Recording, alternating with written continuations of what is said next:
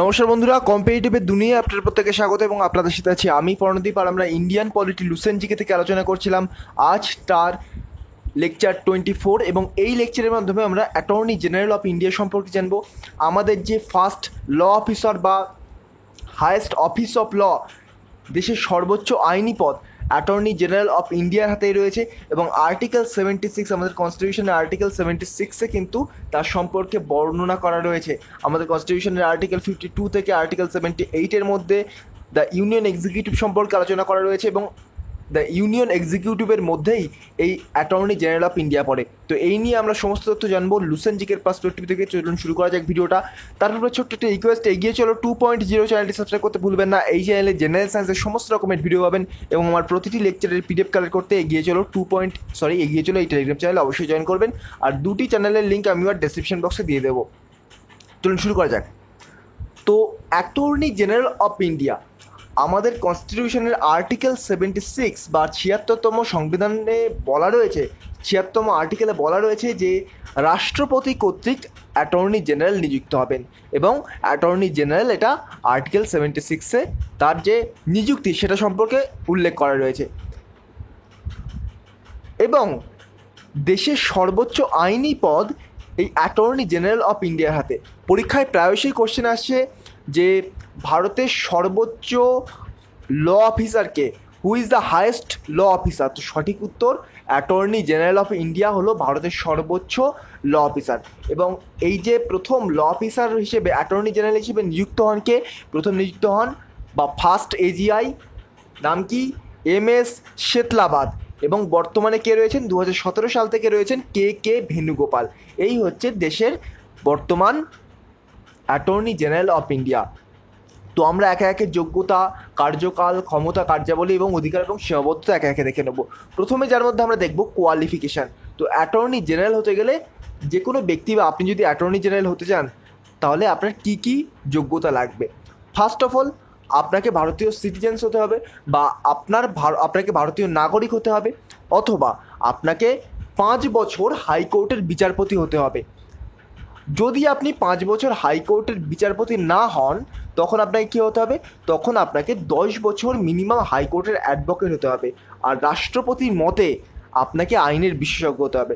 যদি এই দুটোই যদি একটাও না ক্র্যাক করতে পারেন আপনি, তাহলে রাষ্ট্রপতির মতে আপনাকে একজন আইনের বিশেষজ্ঞ হতে হবে। কিন্তু রাষ্ট্রপতি সাধারণত ওই রকম আইনের বিশেষজ্ঞকে কিন্তু তুলে ধরে না। সাধারণত অ্যাটর্নি জেনারেল অফ ইন্ডিয়া করা হয় হাইকোর্টের জাস্টিস, 5 বছর যারা কাজ করেছেন অথবা যারা হাইকোর্টের অ্যাডভোকেট রয়েছিলেন 10 বছর ধরে। তাহলে অ্যাটর্নি জেনারেল অফ ইন্ডিয়া হতে গেলে কী কী কোয়ালিফিকেশান লাগে? কোয়ালিফিকেশানগুলো হলো, 1 এই যে ইন্ডিয়ান সিটিজেন, 2 হাইকোর্ট জাস্টিস 5 বছর বা হাইকোর্টে 5 বছর ধরে জাজ থাকতে হবে, বিচারপতি থাকতে হবে, অথবা অ্যাডভোকেট থাকতে হবে হাইকোর্টে 10 বছর ধরে। নেক্সট রয়েছে স্যালারি এবং অর্থাৎ কার্যকাল, ভাতা এবং শপথ গ্রহণ। শপথ গ্রহণ রাষ্ট্রপতির দ্বারা, এখানে আর বলার কিছু নেই। কিন্তু স্যালারি এবং কার্যকাল দেখুন, রাষ্ট্রপতি কর্তৃক কিন্তু এই অ্যাটর্নি জেনারেল অফ ইন্ডিয়া নিযুক্ত হন, কিন্তু আমাদের কনস্টিটিউশনে এই অ্যাটর্নি জেনারেল অফ ইন্ডিয়ার যে স্যালারি সে সম্পর্কে কোনো রকম উল্লেখ করা নেই। শুধুমাত্র এই যে স্যালারি, এটা কিন্তু রাষ্ট্রপতি ঠিক করে দেন। অ্যাটর্নি জেনারেলের স্যালারি কত হবে সেটা রাষ্ট্রপতি ঠিক করে দেন। এবং কার্যকাল কত, কার্যকাল 4 বছর হবে কি 5 বছর হবে কি 6 বছর হবে, সেটা কিন্তু রাষ্ট্রপতি ঠিক করে দেন। আমাদের কনস্টিটিউশনেও কিন্তু এ নিয়ে কোনো রকম কিছু বলা নেই। তো নেক্সট আমরা চলে যাব পাওয়ারে, অর্থাৎ শুধুমাত্র পাওয়ার দেখব না, পাওয়ারের সাথে কার্যাবলীও দেখে নেব। পাওয়ার অ্যান্ড ফাংশন, শুধুমাত্র পাওয়ার দেখলে সেটা অসম্পূর্ণ থেকে যাবে। তো আমরা পাওয়ার এবং ফাংশন দেখে নেব। তো দেখুন, এই অ্যাটর্নি জেনারেল অফ ইন্ডিয়ার প্রধান যে কাজ সেটা হলো ভারত সরকারকে আইনি পরামর্শ দেওয়া, অ্যাডভাইস করা, ইন্ডিয়ান গভর্নমেন্টকে আইনি দিক থেকে পরামর্শ দেওয়া এবং অ্যাডভাইস করা। যে কোনো যে কেসগুলো গভর্নমেন্টের হয়ে যে কেস লড়ে তিনি হচ্ছেন এই অ্যাটর্নি জেনারেল অফ ইন্ডিয়া। রাষ্ট্রপতির দ্বারা যে আইনি দায়িত্বগুলো আছে সেগুলো এই অ্যাটর্নি জেনারেল অফ ইন্ডিয়াকে পালন করতে হয়, কেননা রাষ্ট্রপতি তাকে নিযুক্ত করেন। আর সেই দায়িত্বগুলো কী কী? দায়িত্বগুলোর মধ্যে ইম্পর্টেন্ট হচ্ছে সুপ্রিম কোর্টে ভারতের হয়ে, মানে ভারতের সরকারের হয়ে, ইন্ডিয়ান গভর্নমেন্টের হয়ে কোশ্চেন তোলা। সুপ্রিম কোর্টে ইন্ডিয়ান গভর্নমেন্টের হয়ে কোশ্চেন তুলতে হবে, এই অ্যাটর্নি জেনারেলের কাজের মধ্যে পড়ছে। আর্টিকেল 143, এই আর্টিকেল 143 অনুযায়ী কি বলা হয়েছে, এই ধারা অনুযায়ী বলা হয়েছে বিভিন্ন মামলায় ভারত সরকারের হয়ে প্রতিনিধিত্ব করতে হবে। Attorney general of India article 143 অনুযায়ী ভারত সরকার হয়ে যে কোনো মামলায় প্রতিনিধিত্ব করে বা কেস লড়ে। আর 3 নম্বর হচ্ছে হাইকোর্টের প্রয়োজন অনুযায়ী ভারত সরকারের হয়ে সওয়াল করা। একটা সুপ্রিম কোর্টে ভারত সরকারের হয়ে সওয়াল লড়া বা জিজ্ঞেস কোশ্চেন করা, দুটো হলো হাইকোর্টের ভারত সরকারের হয়ে সওয়াল লড়া বা কোশ্চেন করা, আর 3 নম্বর আর্টিকেল 143 যেখানে বলা হয়েছে বিভিন্ন মামলায় ভারত সরকারের প্রতিনিধিত্ব করতে হবে।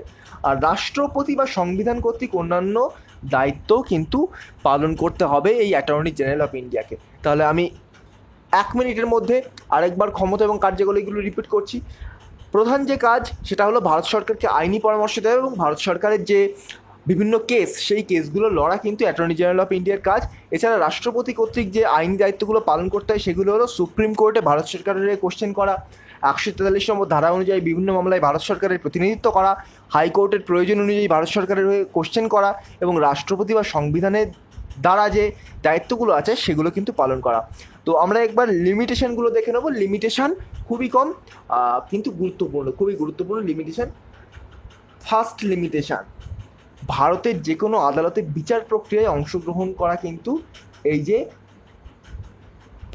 অ্যাটর্নি জেনারেল অফ ইন্ডিয়ার এটা অধিকার। লিমিটেশন যখন আমরা আলোচনা করব তখন আমাদের অধিকারটাও জানা উচিত। প্রথমে আমরা অধিকারটা বলে নিই।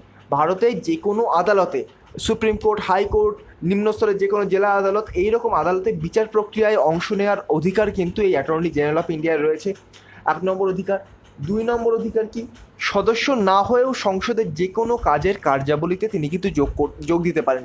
যেমন ধরুন আমাদের পার্লামেন্ট 3টি ভাগে বিভক্ত, দ্য প্রেসিডেন্ট, তারপরে রাজ্যসভা আর একটি হচ্ছে লোকসভা। তো এই রাজ্যসভা এবং লোকসভাকে 2টি কক্ষ বলা হয়। এই 2টি কক্ষের যে কোনো কক্ষে সদস্য কিন্তু এই যে অ্যাটর্নি জেনারেল অফ ইন্ডিয়া নন, অর্থাৎ attorney general of India Rajya Sabha বা লোকসভা কোনো কক্ষেরই সদস্য নন, তবুও তিনি এই দুটো কক্ষের যে কোনো একটি কক্ষে ইচ্ছা মতো তিনি যোগ দিতে পারেন। এই হচ্ছে তার অধিকার। এবার সীমাবদ্ধতা দেখুন। এই দ্বিতীয় অধিকার সম্পর্কে আপনারা জানলেন। দ্বিতীয় অধিকারে বলেছি সদস্য না হয়েও রাজ্যসভা বা লোকসভা যে কোনো কক্ষের কার্যাবলীতে তিনি যোগ দিতে পারেন। যোগ তিনি অবশ্যই দিতে পারেন, কিন্তু তার ভোটদানের ক্ষমতা নেই। সংসদে বা পার্লামেন্টে তার কিন্তু কোনো রকম ভোটদানের ক্ষমতা নেই। আর সবচেয়ে গুরুত্বপূর্ণ যে অ্যাটর্নি জেনারেল অফ ইন্ডিয়ার লিমিটেশন, সেটা হলো ভারত সরকারের বিরুদ্ধে তিনি কিন্তু কোনো রকম কোশ্চেন করতে পারবেন না। তিনি যতই দেখুন ভারত সরকার খারাপ কাজ করছেন, ভারত সরকার অন্য কোনো রকম ভুল কাজ করানো হচ্ছে তার দ্বারা, কিন্তু তিনি কিন্তু নিজের জব থেকে তিনি রিজাইন করতে পারেন, কিন্তু তিনি ভারত সরকারের বিরুদ্ধে কোশ্চেন করতে বা সওয়াল করতে পারবেন না। আর সরকারের অনুমতি ছাড়া অন্য কোনো সংস্থায় পরিচালনা বা ডিরেক্টর জেনারেল অথবা প্রেসিডেন্ট, এই টাইপের যে পদগুলো আছে, ম্যানেজিং ডিরেক্টর, এই টাইপের পদগুলোতে কিন্তু তিনি দায়িত্ব গ্রহণ করতে পারেন না। তাহলে লিমিটেশনগুলো কী কী? সরকারের অনুমতি ছাড়া কোনো রকম সংস্থায় তিনি পরিচালনা দায়িত্ব নিতে পারেন না, ম্যানেজিং ডিরেক্টর, প্রেসিডেন্ট, এইরকম দায়িত্ব। তারপর ভারত সরকারের বিরুদ্ধে কোশ্চেন করতে পারেন না। তারপর সংসদে তার কোনো রকম ভোটদানের ক্ষমতা নেই বা অধিকারও নেই। তো এই ছিল অ্যাটর্নি জেনারেল অফ ইন্ডিয়ার দায়িত্ব এবং অধিকার। তো অ্যাটর্নি জেনারেল অফ ইন্ডিয়া সম্পর্কে এটুকু জানলেই হবে। যে কোনো পরীক্ষায় এইগুলোর মধ্যে থেকেই সাধারণত কোশ্চেন আসে। আরও ডিটেলসে আমরা আলোচনা করব যখন ইন্ডিয়ান পলিটি লক্ষ্মীকান্ত শুরু করব। খুব তাড়াতাড়ি আমি এই যে সিরিজটা কমপ্লিট করছিলাম, এই সিরিজটা আমি কমপ্লিট করে দিয়েই আবার নতুন করে চ্যানেলটায় যেন নতুন করে ভিডিও ছাড়ছি, এমনভাবে কিন্তু আমি পুরো চ্যানেলটার মধ্যে যে কোনো পলিটি বলুন, হিস্ট্রি বলুন, ইকোনমি বলুন, প্রত্যেকটা কভার করে দেবো। তো এই নিয়ে কোনো রকম টেনশন করার নেই। যে কোনো স্টাডি মেটেরিয়াল আপনারা এই চ্যানেলেই পাবেন, বিভিন্ন জায়গায় ছোটাছুটি করার দরকার নেই। তো ভিডিওটা যদি ভালো লেগে থাকে এবং এই ধরনের ভিডিও আরও পেতে আমার চ্যানেলটিকে সাবস্ক্রাইব করে পাশে থাকা বেল আইকন প্রেস করতে ভুলবেন না। তো আজকের মতো গুড বাই, পরবর্তী ভিডিওতে আবার দেখা হবে। Thank you.